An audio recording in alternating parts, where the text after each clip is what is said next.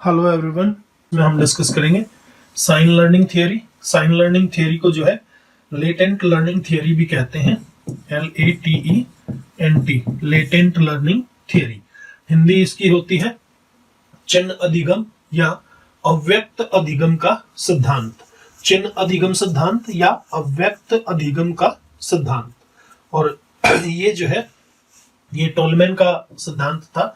Edward C Tolman was an American psychologist. His major theoretical contributions came in his 1932 book Purposive Behavior in Animals and Men.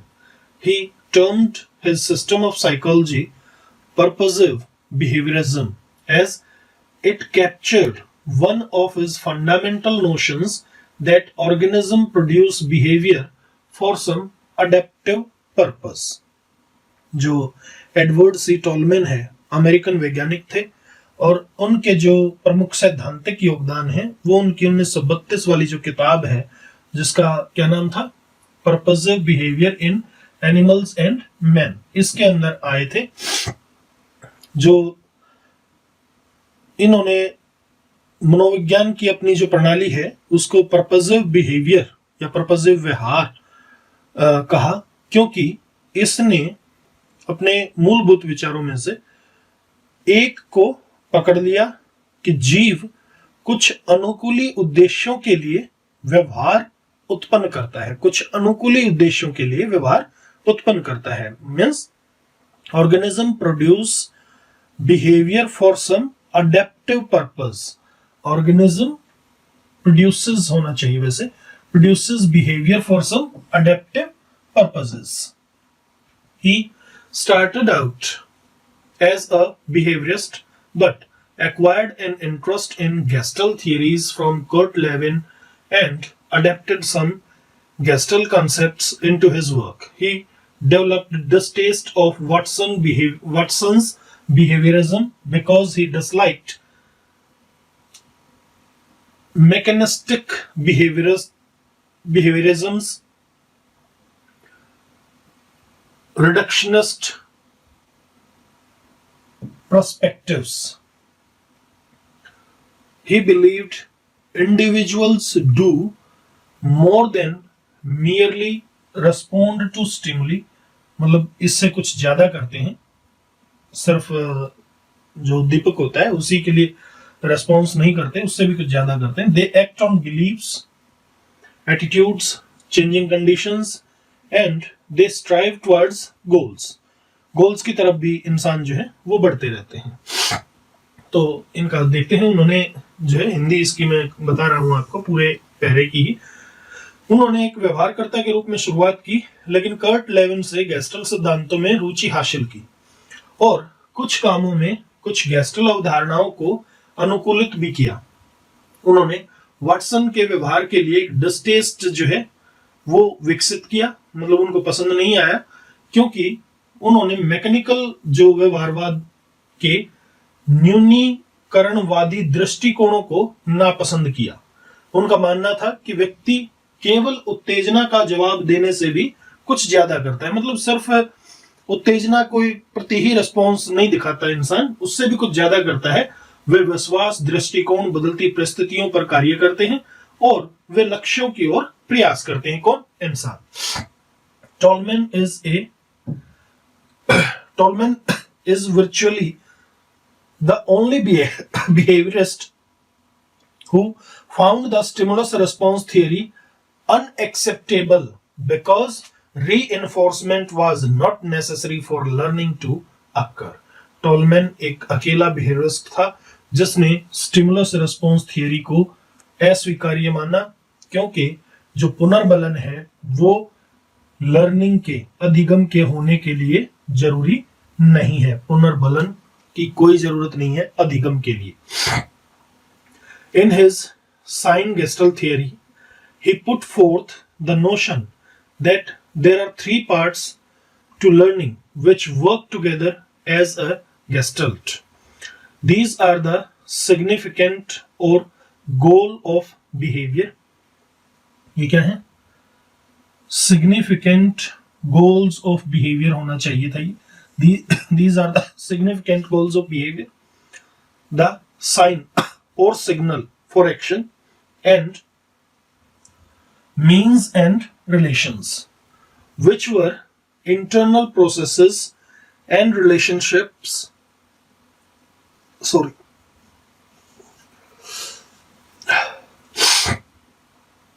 Which were internal processes and relationships. He believed learning is an accumulation of these sign gestures and that they are then configured into cognitive maps. दिमाग के अंदर जो चित्र छप जाते हैं, मानचित्र बन जाते हैं, उनकी वो बात करता है। तो इनका जो साइन गेस्टल थियरी थी उसमें ये धारणा व्यक्त की इन्होंने कि सीखने के लिए 3 भाग हैं जो एक गेस्टल के रूप में मिलकर काम करते हैं, और ये 3 भाग क्या हैं? ये व्यवहार के महत्वपूर्ण लक्ष्य, संकेत या कार्रवाई के लिए किए गए संकेत हैं, और आंतरिक प्रक्रियाओं और रिश्तों के मीन्स एंड रिलेशंस हैं। उनका मानना था कि सीखना इन संकेतों का संग्रह है और फिर उन्हें संज्ञानात्मक मानचित्रों में इन चीजों को आकार दिया जाता है। मतलब जो कुछ सीखा जाता है उसे संज्ञानात्मक मानचित्र, मतलब माइंड के अंदर जो मैप सेट होते हैं उसके अंदर सेट करना ही वो सीखना होता है। आगे इसने कहा है, हाँ, कॉग्निटिव मैप्स तक हमने कर लिया। हाँ जी, Tolman coined the term cognitive map. Tolman ने क्या टर्म दिया था? कॉग्निटिव मैप का जो टर्म है वो टॉलमैन ने दिया, which was an internal perceptual representation of external environment features and landmarks. Tall man ने संज्ञानात्मक मानचित्र शब्द जो है वो दिया और बाहरी पर्यावरण की जो सुविधाओं और स्थानों का आंतरिक अवधारणात्मक प्रतिनिधित्व इसके द्वारा उन्होंने किया। दोबारा बता देता हूं इसकी हिंदी। टॉलमैन ने संज्ञानात्मक मानचित्र शब्द बनाया जो बाहरी पर्यावरणीय सुविधाओं और स्थानों का आंतरिक अवधारणात्मक प्रतिनिधित्व था। आगे कहा, he thought that individuals acquire large numbers of cues। जो इंडिविजुअल्स हैं वो क्या एक्वायर करते हैं? Large number of cues from the environment and build up expectancies about their permanence or changeable characteristics. By using this internal presentation of a physical space, they could get the goal by knowing where it is in a complex of environmental features. उन्होंने ये सोचा कि व्यक्ति जो है वो पर्यावरण से बड़ी संख्या में संकेत प्राप्त करते हैं और उनकी स्थानीयता या पर्यावरणीय विशेषताओं के बारे में अपेक्षाओं का निर्माण करते हैं। भौतिक अंतरिक्ष के इस आंतरिक प्रतिनिधित्व का उपयोग करके वो ये जानकर लक्ष्य प्राप्त कर सकते हैं कि पर्यावरणीय सुविधाओं की जटिलताओं में वो कहां पर हैं। लेटेंट लर्निंग, तो ये लेटेंट लर्निंग भी जो मैंने आपको बताई थी, अव्यात्मक वो क्या होती है? अव्यक्त जो अधिगम होता है वो क्या होता है? Tall man also worked on latent learning, which is defined as learning which is not apparent in the learner's behavior at the time of learning, but which manifests later when a suitable motivation or circumstances appear. He conducted experimental on rats in maze and provided evidence for existence of latent learning.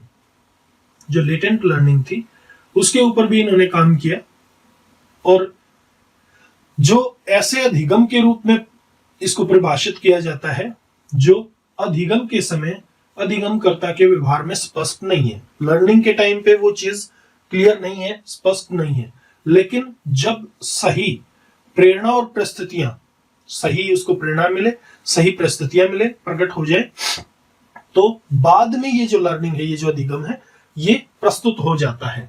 उन्होंने जो मेज होती है, जिसे हम वो बोलते हैं ना, जैसे मतलब घास वगैरह के भी बना देते हैं, भूल भुलैया बोलते हैं, भूल भुलैया जैसा कुछ बनाया और उसके अंदर चूहे के ऊपर एक्सपेरिमेंट करके इस चीज के एग्जाम्पल जो है उन्होंने दिए कि लेटेंट लर्निंग जो है वो होती है। जैसे इस पिक्चर में आप देख पा रहे होंगे, ये उसी चीज का एग्जाम्पल है।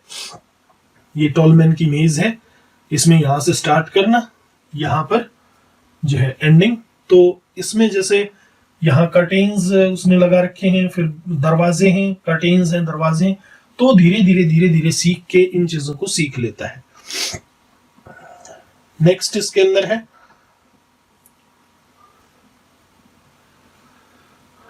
Tolman wanted to disapprove Thorndike's law of effect and replace it with his own set of 3 laws. Thorndike जो है वो टॉलमैन जो है थॉर्नडाइक के लॉ ऑफ इफेक्ट को डिसअप्रूव करना चाहते थे और उन्होंने इसको रिप्लेस कर दिया अपने 3 लॉज के सेट के साथ। तो इनके 3 लॉज का क्या सेट था? वो था law of motivation, law of emphasis और law of disruption. Law of motivation में क्या था? Learning is propelled by gaining final success और avoiding final failures. It is these that give purpose to the learning activity। जो अंतिम सफलताओं को प्राप्त करना या अंतिम सफलताओं को दूर करके अधिगम को प्रेरित किया जाता है, और यही वो चीज है जो अधिगम की गतिविधि को उद्देश्य प्राप्त करते हैं या उद्देश्य प्रदान करते हैं, आप कह सकते हो, ये वो चीज है। नेक्स्ट है law of emphasis. Learning consists of building up patterns and gestalts and then selecting or emphasizing particular responses which emerge that tend to favor getting to the ultimate final success. The organism emphasizes certain behaviors over others because they grant better pleasure और survival value. जो सीखने के pattern में जो gestalt है, gestalt वैसे क्या होता है? एक ऑर्गेनाइज्ड होल होता है that is perceived as more than the sum of its parts. Organised whole, WHOL, organised whole मतलब पूरा का पूरा, ठीक है, अपने पार्ट से भी ज्यादा इसको माना जाता है। ये पहले आ चुका है, मतलब ऐसा कुछ हम डिस्कस पहले कर चुके हैं। तो इसमें ये क्या कहता है कि सीखने में पैटर्न और गेस्टल बनाने और फिर विशेष प्रक्रियाओं का चयन या जोर देना शामिल है जो अंतिम सफलता प्राप्त करने के पक्ष में आते हैं। जीव दूसरों पर कुछ व्यवहारों पर जोर देता है क्योंकि वे बेहतर आनंद या उत्तरजीविता मूल्य प्रदान करते हैं। बेहतर आनंद प्रदान करते हैं या उत्तरजीविता जो मूल्य है वो प्रदान करते हैं, यानी सर्वाइवल वैल्यू वो जो है प्रदान करते हैं। नेक्स्ट है लॉ ऑफ डिसरप्शन। डिसरप्शन व्यवधान मतलब प्रॉब्लम क्रिएट करना, व्यवधान का। Violent stimuli either physical such as electrical shock or emotional coming in sequence with the right or wrong responses will tend to disrupt learning। जो violent stimuli हैं,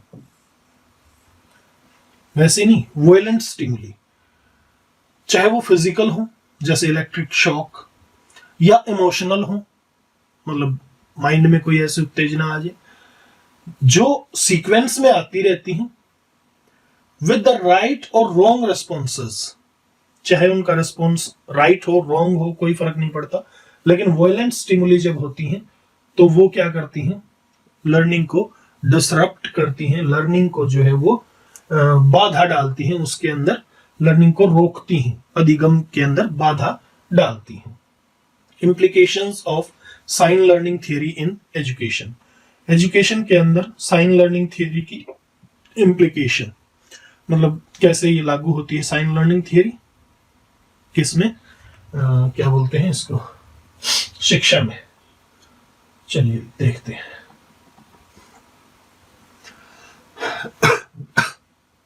This theory highlighted what is to be taught to the child, therefore should purposeful and should lead him towards some clear-cut goals and objectives.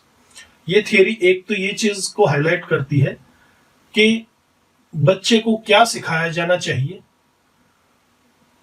ठीक है, और इसी वजह से जो सिखाना है वो उद्देश्यपूर्ण होना चाहिए, उसका कोई उद्देश्य होना चाहिए और उसे कुछ स्पष्ट लक्ष्यों और उद्देश्यों की ओर लेकर जाना चाहिए। किसको? बच्चे को।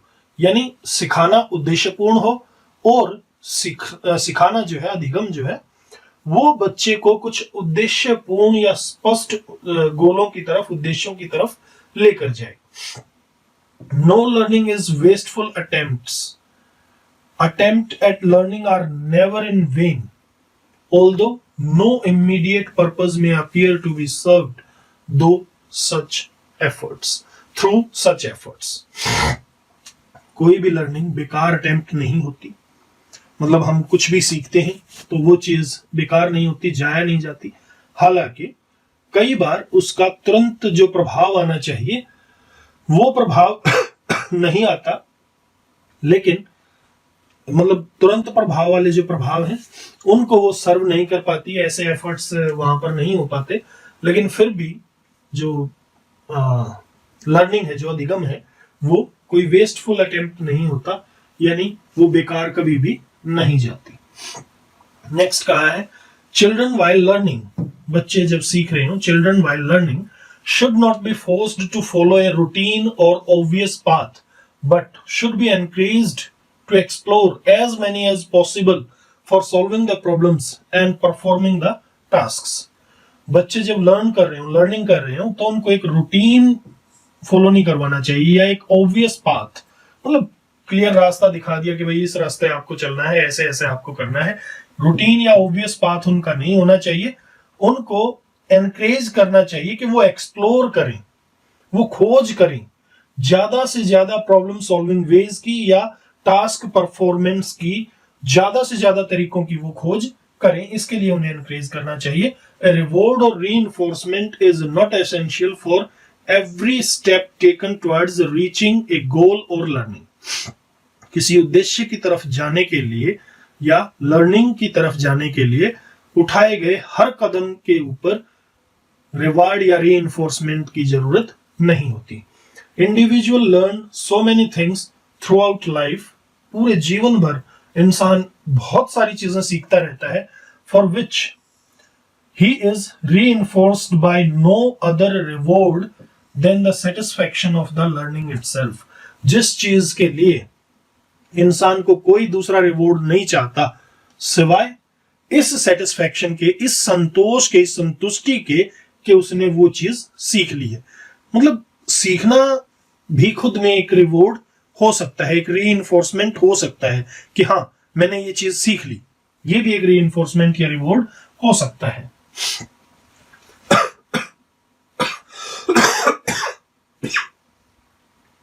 Sorry. Intervening variables like environmental surroundings, drives, previous learning, age, etc. play a major role in influencing the learning processes. Every effort should be made to take proper note of these variables in any teaching learning situation. जो पर्यावरण का परिवेश है, पर्यावरण परिवेश की जो drive है, जो चालक हैं, वो पीछे की जो शिक्षा है, बच्चे के पास जो भी प्रीवियस नॉलेज है, वो उम्र, इस तरह की जो चीजें हैं, ये हस्तक्षेप करने वाली चीजें हैं और सीखने की प्रक्रिया को ये प्रभावित करती हैं। किसी भी सीखने सिखाने की प्रक्रिया के अंदर या परिस्थिति के अंदर, टीचिंग लर्निंग सिचुएशन के अंदर, किसी भी ऐसी स्थिति के अंदर इन चीजों के ऊपर उचित नोट ले लेने चाहिए और ये नोट लेने का हर संभव प्रयास भी किया जाना चाहिए। यानी ये चीजें देखो उसके ऊपर प्रभाव डालती हैं, तो इसलिए इन चीजों को नोट रखना चाहिए, ध्यान रखना चाहिए और उनको जो है अवॉइड भी किया जाना चाहिए। नेक्स्ट जो थियरी आती है इसके अंदर वो है हमारी सोशल लर्निंग थियरी या observational learning theory, modelling social cognitive learning theory. तो इसको हम जो है अपने नेक्स्ट वीडियो में देखेंगे। बंदूरा या बंडूरा जो है उसकी थियरी इसको बोलते हैं, एल्बर्ट बंदूरा की। तो इसे देखेंगे नेक्स्ट वीडियो में। Till then bye bye, have a nice time, thanks for watching.